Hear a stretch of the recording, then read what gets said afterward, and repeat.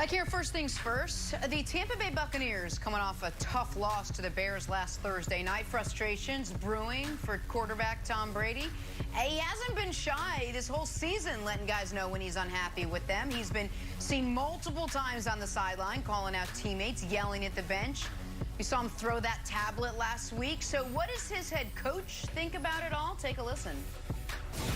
When you see Brady get fired up, yelling at some of his offensive linemen for the penalties that were committed on Thursday night, do you like that? Do you understand that? Is that a good thing? Is that a bad thing? How do you gauge that type of interaction between your quarterback and his offensive line? Just be yourself. I don't have any problem with it. At least I don't have to go back there and cuss them out. They've already got the air full by the time I get over there. So Tom's got to be Tom. I'm not going to ask him to be somebody different. He does a good job of patting him on the back, too. He might explode, but he's going to go down there and pat him on the back and get him going. Now, joined by Eric Mangini. Coach, you've never, I'm sure, had to raise your voice ever to anyone under any circumstance, so this might be a foreign topic to you, ever. What was your reaction to what Bruce Arians had to say? Well, being a player's coach like I was, I could, you know, it's hard to relate to disciplinarians, but this is one of the difficult things when you are a disciplinarian and when you are extremely demanding. One of the things that you're not going to be is popular, and you're not going to win that award, but you probably will win the most likely to succeed award, and we see that over and over again, whether it's Belichick or Tom Coughlin or take your pick. And the issue that comes up is it frees players from being the bad guy. When you're the holding everybody accountable as a head coach, it allows players to not have to be the bad guy, to not have to try to pull other guys up, to not have to deal with the penalties. There's a place where that's going to be dealt with, and that's what Tom has experienced in New England. And now he's in a situation where there's, what are the highest penalized team? He's in a situation that he's never been in before, and it doesn't make sense to him, and he's trying to get it right. Now, the difficult thing is Tom's cachet, as much as he's Tom Brady, he hasn't won in Tampa Bay. And when you bring in free agents, you want them to have that pop, but they don't have that pop until they do it in that locker room with that team. So it's hard for him to have the impact that he wants on this group, and it's a difficult position for him to be in, to have to try to handle disciplinary matters. And Coach, I got a quick question for you, and then I'll go on. If, for example, you are someone who is an absolute stickler for people being on time, what is it important that you are always? On time. Okay. So if you're Tom Brady and you are going to dog cuss guys when they make mistakes, it's probably important that the only two categories you don't lead the NFL in are pick sixes and forgetting the downs.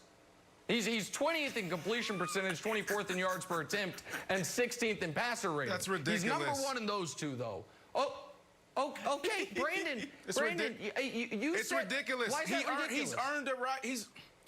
Because it's Tom Brady. And over the past 20 years in New England, we've heard all these stories of Tom sitting in the front row and Bill Belichick holding Tom Brady accountable. You don't see that in the NFL. You don't see a head coach hold their superstars accountable. And that's what usually breaks down this team. So when you talk about being held accountable, if you want to hold Tom Brady accountable, do it. Do it.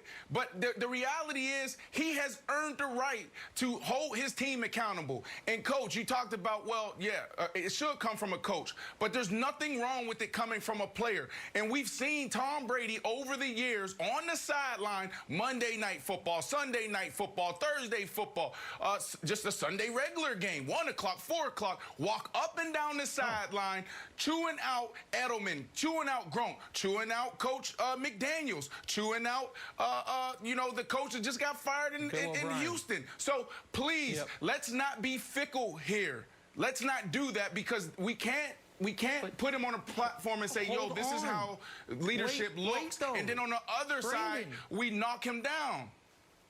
Brandon, I agree with you in that, but one major thing has changed. He's not as good as he was, and he hasn't won with these guys.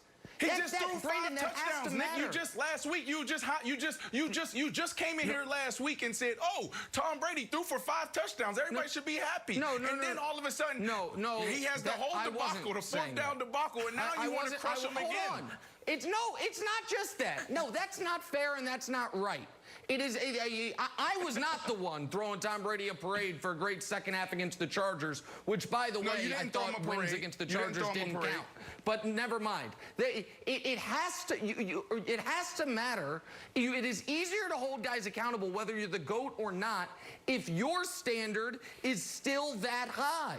But if you are making some of these mistakes, if you are making some mental mistakes, I think it's harder to then hold guys accountable, especially when he's been to wars with Edelman, wars with Gronk, with McDaniels.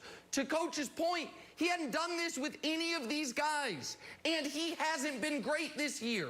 So the idea that it's going to resonate the same, I think is... I just think it's crazy. Here's the issue. Here's the issue. No, here's the issue. When we hear rumblings coming out of the locker room, then we're going to know it's a problem. We haven't heard Mike Evans. We haven't heard Fournette. We haven't heard Wirfs. We haven't heard JPP. We haven't heard any of these guys come out and say, "Man, we're tired of Tom Brady." Everybody is speaking glowingly about Tom Brady. Please, this is the same Tom Brady that won 6 Super Bowls, and don't change now. I don't care if you're in a new uniform. I don't care if you're in snow. I don't care if you're in sunny South Florida. Be who you are. Look, one of the things about bringing Tom Brady.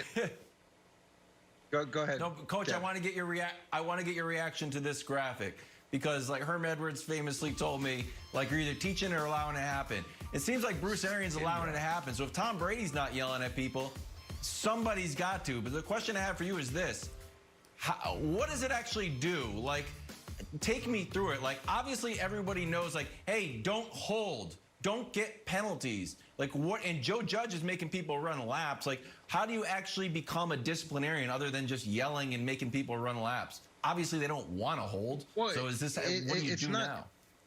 It's not just about running laps. It's about holding guys accountable in every aspect of what they do. And when you are a disciplinarian, look at Nick Saban. You can add him to the list. When you are a coach like that, the players are free to encourage each other. They're free. They almost bond in their reaction to you. And Buddy Ryan used to talk about that all the time. Is they were going to initially start out hating him, and then when they let him in, they really had something.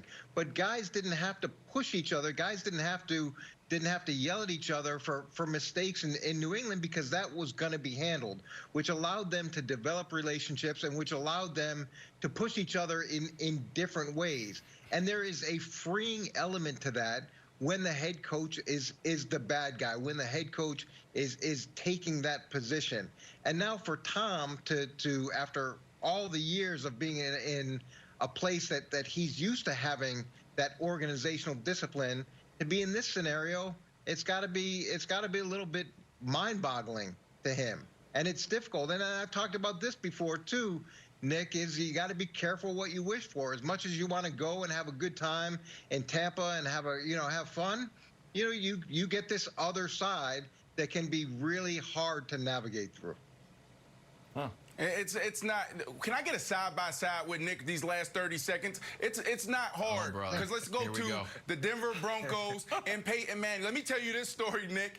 I called Elvis Dumerville when Peyton Manning first got there. I said, "Tell me about Peyton." And you know what he said? He said, "Brandon, this guy is who everybody talks about, how he takes control of the entire organization. We go out there with the script."